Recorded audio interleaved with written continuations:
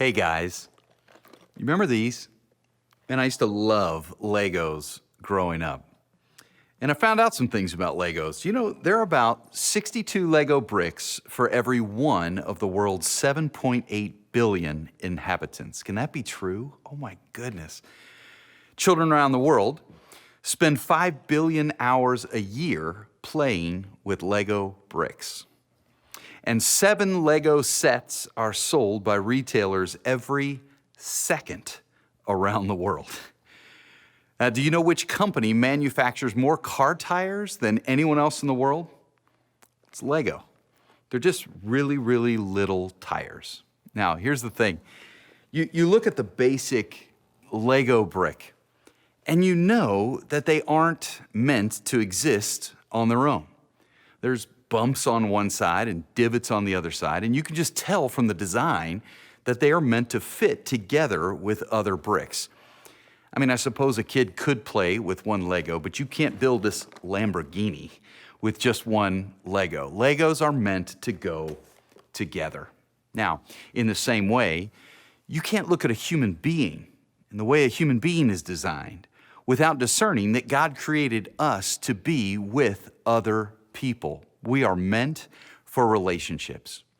In fact, back in the 13th century, there was the German king, Frederick II, and he conducted a horrible, diabolical experiment intended to discover the world's original language.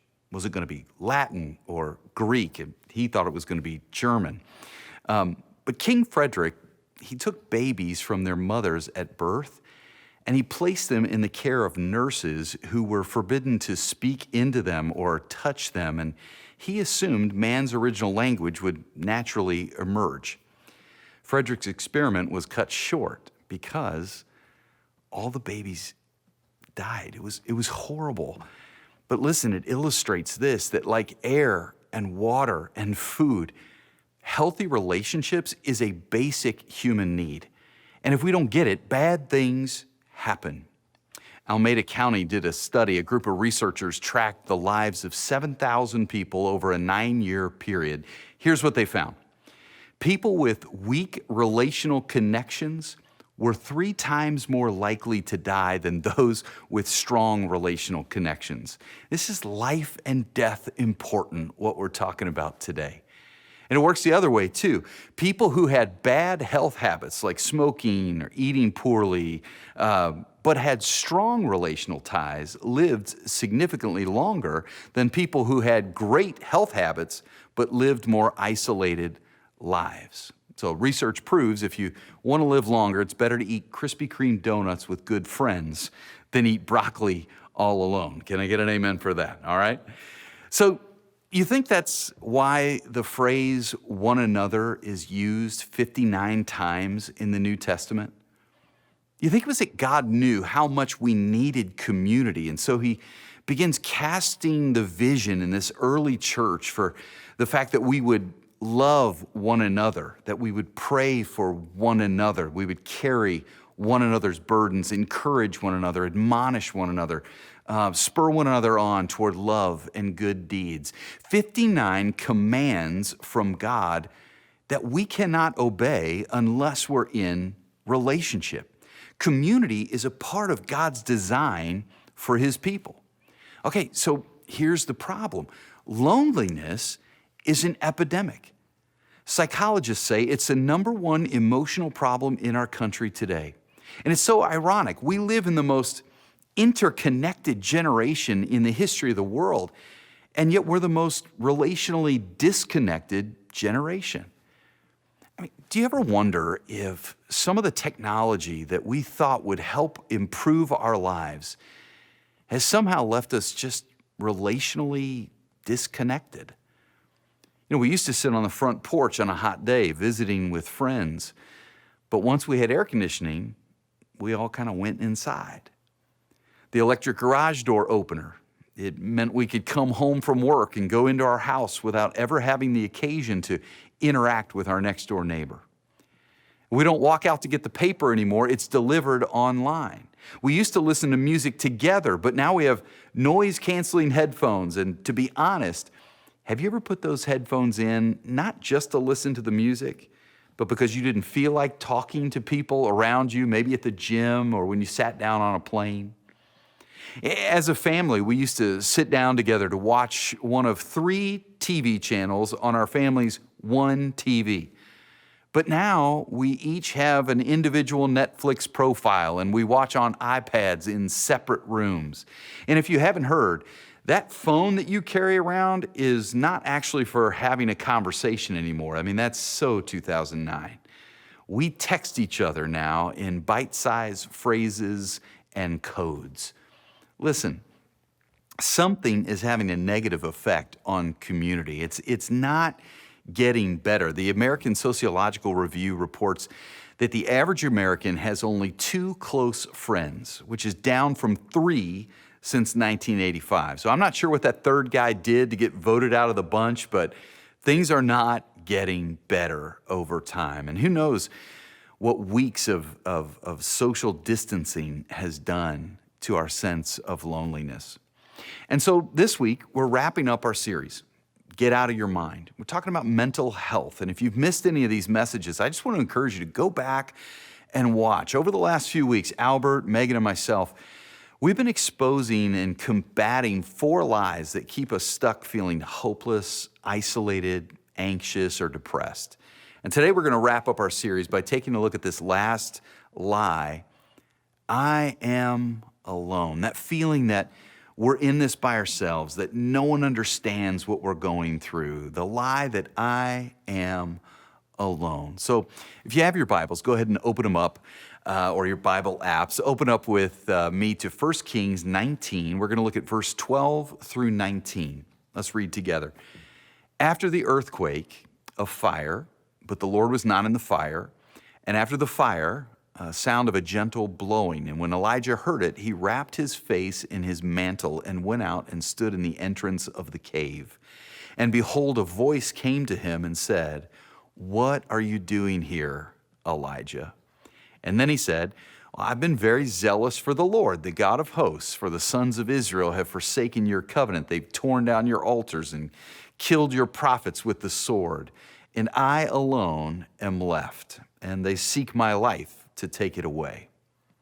So now listen, just one chapter before this, Elijah, he's the prophet of God, a spokesperson for God. He had boldly called down fire from heaven, and God showed up in a powerful, miraculous, victorious way. It was huge. It was wonderful. But then Jezebel, the evil queen who he defeated, she wants his head on a stick. She wants him out of the picture. And Elijah freaks out. And he runs away over 100 miles, and he's now alone in this cave. And it's here that he hears from God, and we see 3 things that help Elijah move from loneliness to connection. The first one is this: he retraces his steps. God asks a simple question of Elijah: "What are you doing here?" And Elijah had made decisions that had led him to this place. In his fear, he ran away. In his discouragement, he left his servant behind. He hides himself in a cave. The reason Elijah is isolated is because over a period of time, he has taken step after step to move further away from community. If you're feeling alone, let me ask you, what steps have led to you feeling this way? I mean, you might say, hey, listen, ever since we had kids, we stopped making time for dinner out with friends. Listen, if you want to be your best for your kids, you got to find some other parents and get in community. I'm going to tell you right now, you'll need that support when they're teenagers. Somebody in that chat room say amen, right? You know what I'm talking about. So listen, when we got here the first week, Tim Stevens and I were walking around the office, and we noticed outside there was a circle of minivans, basically, that were backed up and the lift gates were open. And we saw people sitting around in a circle. We walked out and introduced ourselves, and turns out, sure enough, it was a group of mothers that had been praying for their seniors that were graduating high school. And that in and of itself is so cool. But what's even more cool is that they'd been praying for their students ever since those seniors were in 6th grade. We need that kind of community. What steps have led to you feeling alone? You might say, my career makes it almost impossible to have time for community. Well, I'm going to tell you this. In my job, I've had the occasion to be close to people who were facing eternity. They were on their deathbed. And you know what people talk about on their deathbed? Not one person has ever said to me, you know what, make sure the boat stays waxed. There's not one person on their deathbed that's worried about their nameplate staying on the corner office door. Not one person is asking about their 401k statement. You know what people talk about? They talk about God and they talk about people. That's what's important. So if you're too busy in your career for community, man, you're too busy. Some of you might say, well, I'm a man. I make fire. I hunt with a knife. I don't need community. Listen, even the Lone Ranger had Tonto, okay? Batman had Robin. And I know you're tough, but you still need friends. And from me to you, listen, if small groups and community, if it was just sitting around weeping and hugging each other and talking about our inner child, I wouldn't be there. I wouldn't be asking you to come to that. In fact, in my last small group, I met a guy named John, and John was on a special task force with the police. And guys, we've had some bad cops show up in the news recently, and we need to condemn that. But there are also a lot of good cops out there too, and we ought to celebrate the way that they protect and serve us. And John was one of those cops. And he would tell stories about locking up some serious bad guys. And he was trying to get me to go hog hunting from a helicopter. This guy, I mean, my point is this. I know you're pretty tough, but I bet you're not as tough as John. And even John knew that he needed community. We were in small group together. Man, what I love is Proverbs 27:17, where it says, as iron sharpens iron, so one man sharpens another. And that's what I need. That's what we had together. I need people around me that are making me sharper. You might say, I feel lonely because I fell off the wagon. I made a big mistake. And it just didn't feel right going back to small group or going back to church or being around my friends again. And I would just say, what do you think the church is for? This place isn't a country club just for successful people. This place is a hospital for sick people. This is a place where it's okay to not be okay. So get into community. James 5:16 talks about sharing our weaknesses with each other, our mistakes with each other, and that's how the healing begins. In recovery community, we'll say that we're only as sick as our secrets. So no matter what mistake you've made, lean into community. You might say, you know, as I retrace my steps, I had a bad experience one time in small group or in church. Okay, first, let me tell you, I'm sorry about that. And I know how painful it can be to be hurt by people that are supposed to be safe. But man, don't quit on community. You ever had a bad experience at a restaurant? Yeah, but you didn't quit going to restaurants. If you had a bad experience in a group, find another group. And so sometimes we feel lonely because of the steps that we've taken or decisions that we've taken. But sometimes it's steps that others have taken that have left us feeling lonely. Maybe it's circumstances beyond our control. Or we get transferred for work, or we lose someone that's close to us, or there's a global pandemic and we all have to socially distance for months. The question isn't so much, who do we need to blame? The question is, what happened that's making me feel lonely? And then what steps can I take to get back into community? Retracing your steps. A couple of the things that Elijah does. The second thing is recognize God's presence. In his book called The Dance of Hope, author Bill Fry tells a story of a blind student named John who not only lost his sight, but also his hope. He told Bill, quote, I was bitter and angry with God for letting the accident happen, and I took my anger out on everyone around me. I felt that since I had no future, I wouldn't lift a finger on my own behalf. I'd let others wait on me. I shut my bedroom door and refused to come out except for meals. And that story really surprised Bill. The student he saw displayed no bitterness or anger. And John had traced the change in him to a challenge from his father, who'd walked in one day and reminded the boy of the impending winter and told him to mount the storm windows on his house. He said, "Do the work before I get home or else." And he slams the door and he heads out. And John was ticked, muttering under his breath and cursing all the way to the garage. He found the windows, the stepladder, and the tools, and he went to work. And in his mind, he thought, they'll be sorry when I fall off this ladder and break my neck. But he didn't fall. Little by little, he groped around that house and he finished the chore. And that assignment achieved the dad's goal. John reluctantly realized he could still work and began to reconstruct his life. He had the ability to be productive, and so things began to change. And years later, he learned something else about that day. He learned something not about himself, but about his father. When he shared these words with Bill, his blind eyes misted up with tears.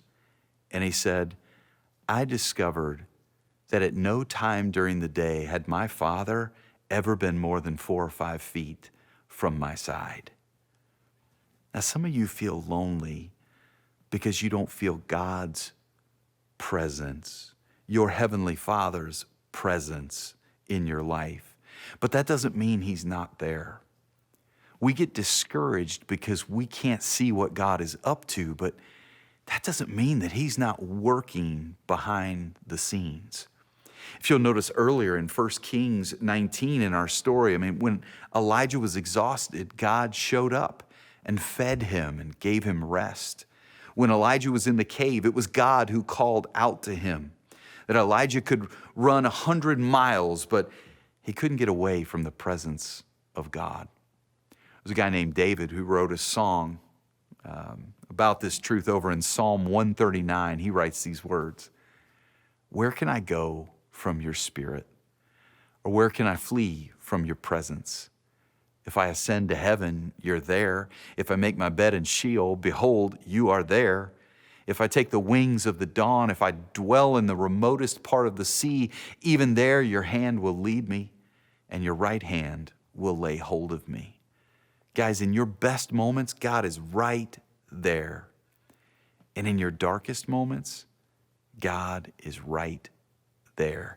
He's been with you the whole time.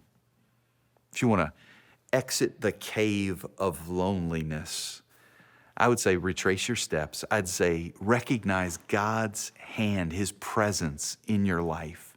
And then the third thing, race toward community. Look at verse 15.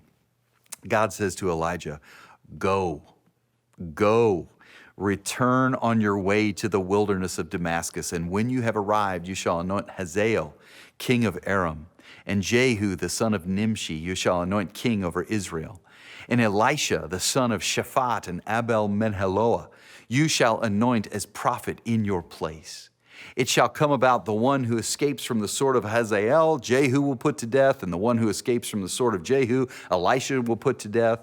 And I'll leave 7,000 in Israel, all the knees that have not bowed to Baal, and every mouth that has not kissed him."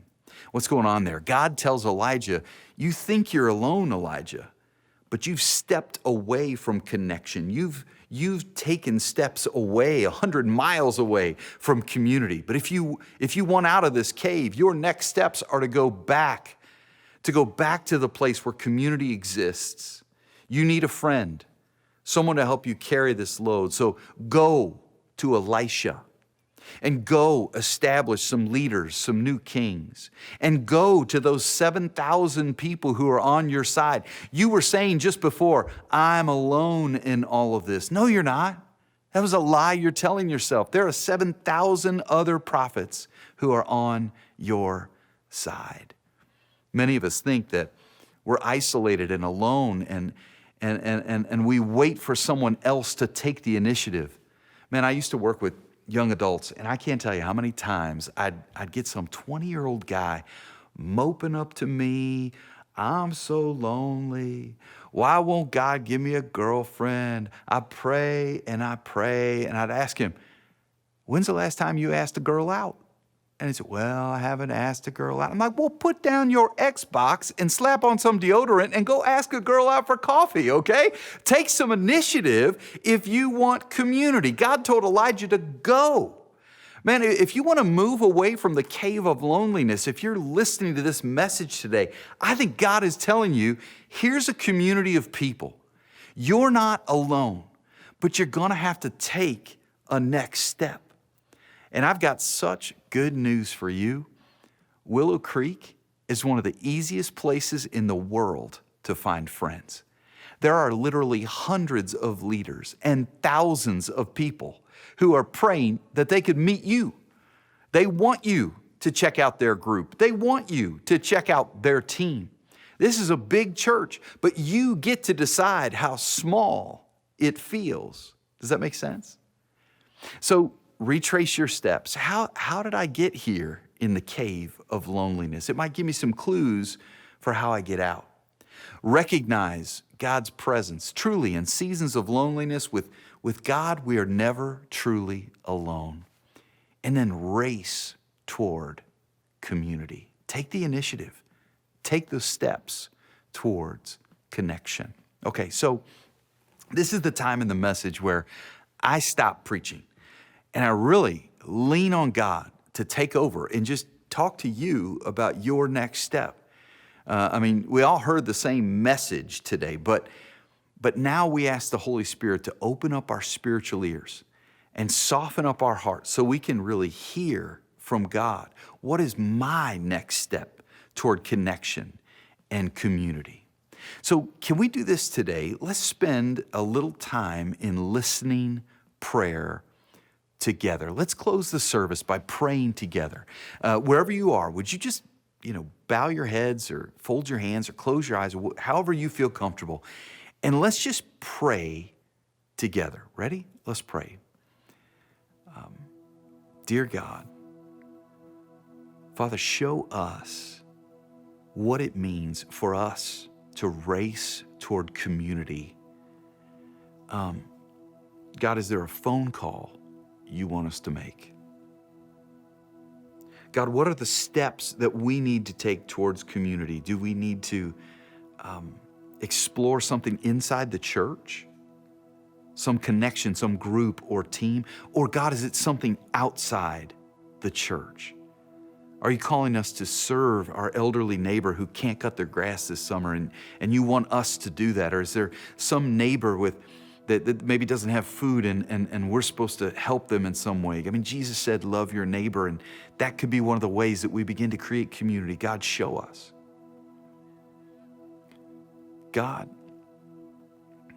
do we need to ask for forgiveness from someone in our life? Is there some break in relationship that is causing us to be lonely and you're asking us to forgive that person, or they've asked for forgiveness and we're holding a grudge?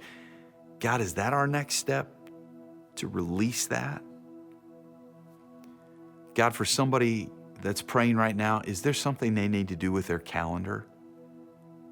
Make some date night commitment, or put something on the calendar where they stop working earlier so that they're home with their kids more. God, would you show us? God, maybe for somebody, is there somebody that needs to say, I need to meet with a pastor? There are some things, or a counselor, God, that if we're going to move past loneliness towards real relationships in our life, we're going to need some professional help. And I pray, God, that this would be a safe place where it's okay not to be okay. And God, that we would take those steps if that's what you're calling us to take.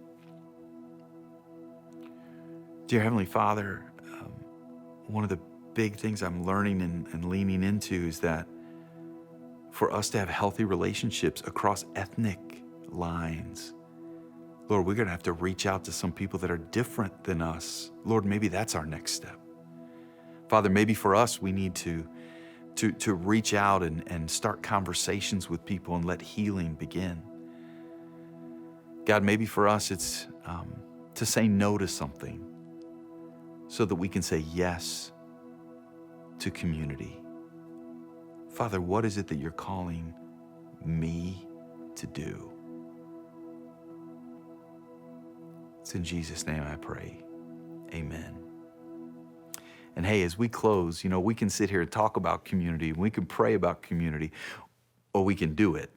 And so I'm going to sign off now. And if you are by yourself, I just want to ask you, will you commit right now to sharing with someone what you feel like God told you was your next step? Will you call somebody after we're done, or email somebody, or text somebody and begin community with somebody just by sharing with them what you feel like God told you?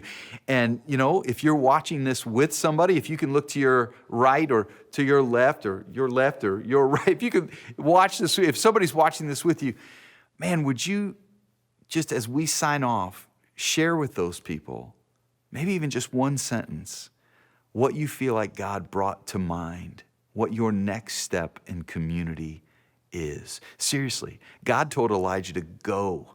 You do the same. Talk it over. Ready, set, go.